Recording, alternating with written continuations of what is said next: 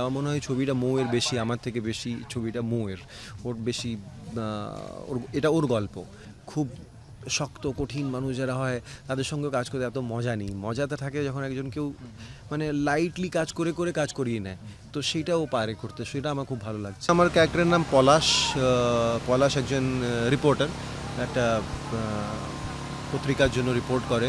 ও লিখতে চায়, মানে শুধু রিপোর্ট করতে চায় না, ও সাহিত্য পাতায় একটা গল্প লিখতে চায়, যেটা ওর এডিটর হয়তো অ্যালাউ করে না, বলে আগে তুমি গল্প খুঁজে আনো। কিন্তু ওর মেইন এইমটা হলো যে একটা সাহিত্য পেপারে নিজের একটা গল্প লেখা, এটা ওর অ্যাম্বিশন। আর এরকম একটা স্টোরি কভার করতে গিয়ে ওর দেখা হয় নন্দিনীর সঙ্গে, যেটা আমাদের নাজিরা মৌ রোলটা প্লে করছেন। আর এরপরে ওই দেখা হওয়ার পর কি হয় গল্পটাতে, ওকে ওটা আমার মনে হয় না আমার বলা উচিত, ওটা আমার মনে হয় ছবির জন্য রেখে দেওয়া উচিত। না, অ্যাকচুয়ালি আমি কোনো হোমওয়ার্ক করিনি, কারণ আমার মনে হয় না সাংবাদিক কোনো একটা সাধারণ মানুষ থেকে খুব একটা আলাদা হয়। আমার মনে হয় না আপনি আমার থেকে খুব একটা আলাদা। আমরা এক ধরনের জামা কাপড় পরি, এক ধরনের বিহেভিয়ার থাকে, ওটা আমাদের প্রফেশন। এমন কোনো প্রফেশন না অফ এ জার্নালিস্ট আর রিপোর্টার যাতে ম্যানারিজমস চেঞ্জ হয়ে যাবে।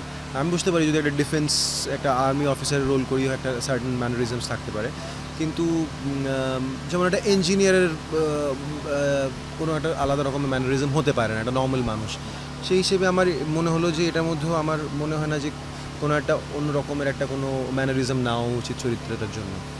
আর বাকি আমি তো সবসময় ডিরেক্টরের কথা শুনে কাজ করি। ডিরেক্টর আমাকে যা বোঝায় বা ডিরেক্টরের যতটা কনভিকশন থাকে সেই হিসেবে করার চেষ্টা করি।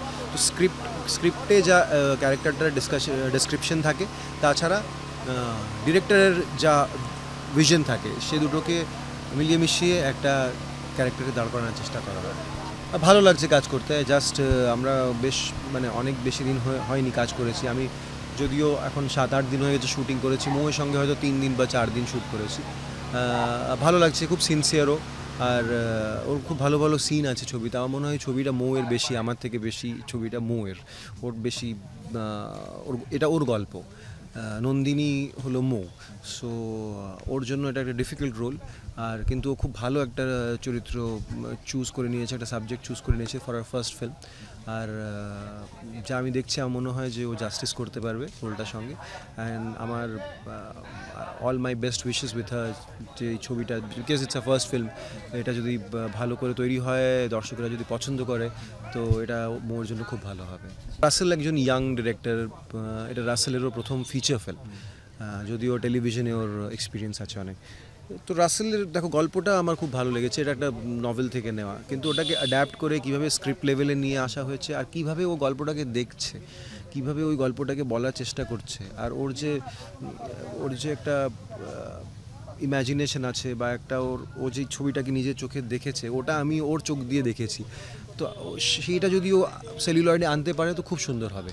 আর আমি ওই ভরসাটা নিয়েই, ওই ফেথটা নিয়েই ওর সঙ্গে কাজ করছি, যে ও যেটা ভেবে রেখেছে সেটা যদি ও করতে পারে তো এটা খুব সুন্দর হবে। তাছাড়া I think is a very nice human being, খুব একজন relaxed, light hearted, fun loving একটা মানুষ। খুব শক্ত কঠিন মানুষ যারা হয় তাদের সঙ্গে কাজ করতে এত মজা নেই। মজাতে থাকে যখন একজন কেউ লাইটলি কাজ করে করে কাজ করিয়ে নেয়, তো সেইটাও পারে করতে, সেটা আমার খুব ভালো লাগছে। আর ও খুব ফ্রেন্ডলি, খুব কমফোর্টেবল রাখে অ্যাক্টার্সদেরকে, আর সবার সঙ্গে খুব ভালো ব্যবহার। ওকে আমি আজ অবধি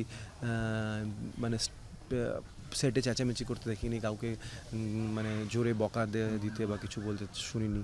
তো ওই বিহেভিয়ারাল ট্রেডসগুলো খুব সুন্দর। সো আমার রাসেল খুব পছন্দ।